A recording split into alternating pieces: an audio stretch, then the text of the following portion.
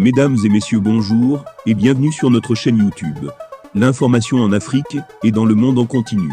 Ici, nous n'avons qu'un seul objectif, c'est de vous informer autant que possible sur l'actualité, la politique, l'économie et bien d'autres. Alors si vous êtes nouveau, abonnez-vous et activez aussi la cloche de notification pour ne rien manquer des informations à venir. Cela étant fait, on commence. Eh bien les amis, toujours aujourd'hui, nous allons faire un petit tour du côté de l'Afrique de l'Ouest où l'ex-président et 2 soldats ont été graciés par Alassane Ouattara.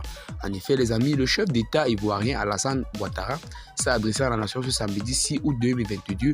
À cette occasion, il a annoncé à la grâce présidentielle pour l'ancien président Laurent Gbagbo et 2 militaires condamnés pour des infractions liées à la crise post-électorale de 2010.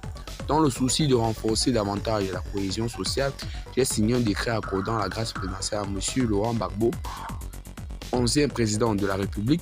J'ai également demandé qu'il soit procédé au dégel de ses comptes et paiement de ses arriérés de rente viagère, a déclaré le président de la République Alassane Ouattara dans son discours à la nation cette veille de 62 ans de l'indépendance de la Côte d'Ivoire à Yamoussoukro.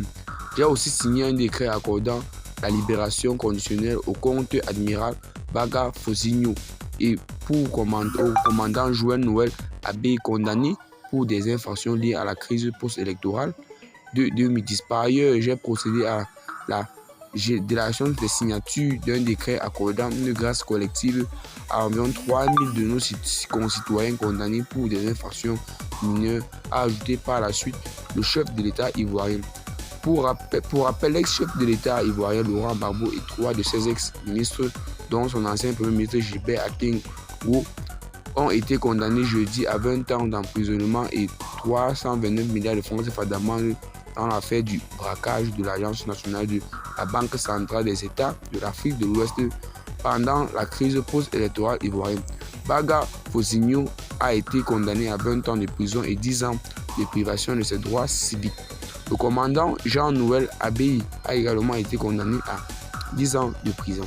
Les politiciens finissent toujours par trouver une solution entre eux pour eux-mêmes. Laurent Gbagbo avait aidé Alassane Ouattara et aujourd'hui Alassane Ouattara le rend à la pièce. Et bien les amis, c'est tout ça besoin d'informations. Abonnez-vous à la chaîne si ce n'est pas encore fait.